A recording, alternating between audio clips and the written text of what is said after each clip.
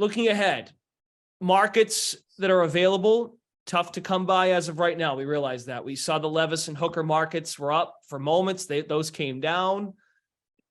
And the Michael Mayer, tight end out of Notre Dame, that market was up. That's come down recently. But Trav, I'll go to you first on this. When markets do become available, it's the same sort of question we talked about on Wednesday. And it's difficult. Not as much smoke, though, leading up to a Thursday round 1, as we'll see for a Friday round 2, 3, and the rest of the rounds on Saturday. How do you digest what becomes available to you over the next, call it, when you wake up tomorrow? We'll put it that way. 10 hours. I would say however much sleep you need. Who needs sleep during the draft? Yeah. I would say if you do see a line and you do like it, you probably want to act pretty fast because it's going to be quick to move. As an example, we were talking about lines just before the show, and they have already moved in however many minutes it has been since we started talking. So, if you do like a line, you better be quick to click the submit button on some of those, because as much as the markets before were overreaction city, this is just cramped into a 24-hour space. So it's going to be even worse. A lot of people are going to do that exact same thing that you said, wake up tomorrow morning, just check it out and start, firing away, whether it's based on information or Reddit rumors this time, who knows, but just be quick to react. And then don't be afraid to take the other side. We just saw it with all this steam yesterday, that could be wrong. So don't be like, oh, I kind of like this, and then it moves against you. That doesn't necessarily mean anything set in stone. Yeah, I always enjoy, and we won't get this in all likelihood. Well, we'll probably get some of it on Friday. Biggest winner, biggest loser. The winners up there will be your Eagles. And by your, I mean just giving out examples. The Eagles, the Seahawks, potentially. And then the loser might be Reddit. Reddit might be the first loser that should be listed, because what a shit show for Reddit. And just overall, just my opinion. What a shit show. It's a short memory, though, because I guarantee you we're going to start hearing Reddit rumors for the NBA draft soon, and people will forget all about this Levis nonsense and just be like, oh, I bet that guy knows something. If Reddit just had a verification system, a little bit of check marks, everything would be. I mean, just what a shit show in terms of the top 10, just in general. I mean, I know Evan nailed, getting on Bijan was great, but just the way that all shook out in that final few hours and that first 45 minutes of round 1. So Travis, just, I know it's anything though that you're like, if something pops that you're going to hop on, that you might foresee yourself hopping on first thing, or if you don't sleep. Yeah. So I really liked the Lions to draft one of these quarterbacks just because their odds were pretty high. Like I said, that's already on the move. Hendon Hooker's now 11-1, and 10-1 now for Levis to the Lions. We've already seen them do 2 draft picks that are, I would say, people did not expect. I guess that's the nice way to put that. Taking guys way ahead of where they were expected in mocks and everything else. So Goff is still kind of in that weird space of, I'm not sure if they're going to give him the keys to the franchise to try to, run this in for a Super Bowl run.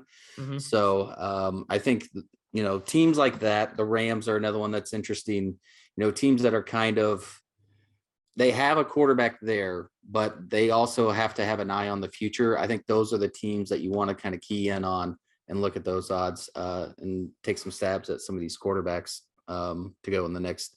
And it might not even be round 2. It might be round 3. If we saw this last year, Malik Willis was projected to be in the first round. He did not go until round 3.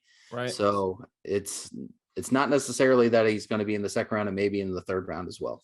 Okay, that's a good note. Tennessee is drafting 41st overall. That is mid or first third of the second round. Rams have the 5th pick of the second round. Pardon me. Yes, 5th pick of the second round. The Rams Another team you just called out there, Detroit, they're at 48, middle of the second round. They are also at 55.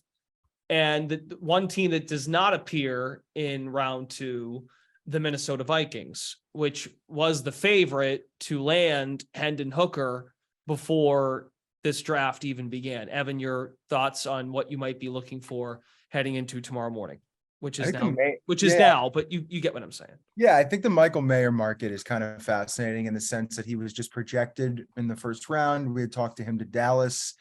The one thing I was looking at initially, and it hasn't moved yet, is were the Raiders at plus 950 to take Mayer and replace Waller. They are 38th. So that's something I was looking at. They have the 3rd best odds behind the Lions and Packers as of right now. So that was one bet I was taking a look at. And I know we had talked about this before we came on, and I think Travis had mentioned it. This has already been absolutely hammered, but the Rams to take a quarterback in that 36 hole.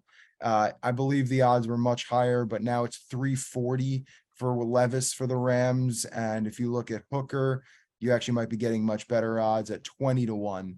But that I think is just telling you they probably grade Levis as a better quarterback, and he's probably the slot for them.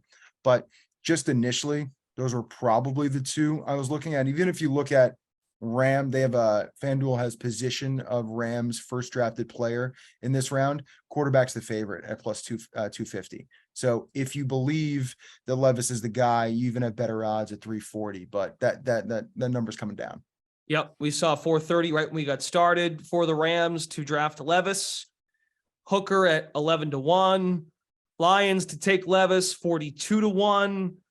Rams to take Hooker at 20-1. So markets, we'd imagine, will be reappearing in the early hours of the day, which I guess accounts for now, but early when you might be listening to this podcast. Gents, anything else before we get out of here? I'll say one interesting one for Hendon Hooker, and it's a big long shot, is the Jets at 140-1. Rodgers is old. We know that. He's not going to be there forever. So yeah, if it comes around like the 3rd round, the Jets have a pick. I could see them, taking a shot on Hendon Hooker. He's going to have to sit probably for the first year anyway with the leg injury, just sit behind Rodgers. So if you're looking for a really, really long shot, I don't think the Jets are a bad one at that price. Evan? I was looking at the Bucks. Just the fact that there's some need there to try to maybe get someone young in the house and maybe someone behind. So I was looking at the Bucks there, 16-1 for Hooker at the moment. And what are they for Levis? Plus 750. They're the 4th option. So. And our guy, Luke Swain, who was with us during our updates, he gave out some best bets on our last update before Thursday.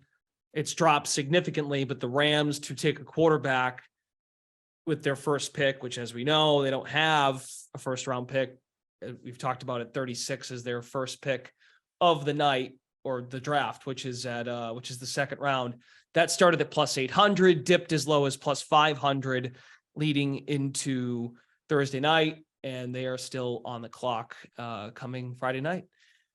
Okay, I think that's it, fellas. We will look forward to finding out more tomorrow as markets become available. But hopefully, folks, that before you tuned in, you took advantage of what might become available to you as it pertains to Friday, mostly Friday, and then anything Saturday that will take us into the weekend. So I would encourage most of you to download the Action app if you haven't done so already and follow our NFL draft folks, our NFL experts. Also, I mentioned a guy like Brandon Anderson's a great example, hopping on awards too, for guys that were taken early first round, such as a Bijan Robinson to win Offensive Rookie of the Year. Those markets will likely shift as well. So Offensive Rookies of the Year, Defensive Rookie of the Year, Will Anderson is your favorite. He's emerged. I saw Jalen Carter is at plus 850 to come out of that as well. So those are some things to keep in mind. Your favorites for Defensive Rookie of the Year: Anderson at plus 350, Tyree Wilson with the Raiders at plus 600, Witherspoon in Seattle plus 850. So those are some things to keep in mind. Evan Abrams, our Director of Research and Media at Action Network, Travis Reed of Bet Labs. He's been with us during our betting update episodes here on the Action Network podcast. Brendan Glasheen, signing off. Hope you all enjoyed the first round. Hope you had a profitable first round. Enjoy the rest of the draft, the weekend, and we'll talk to you again real soon here on the Action Network podcast.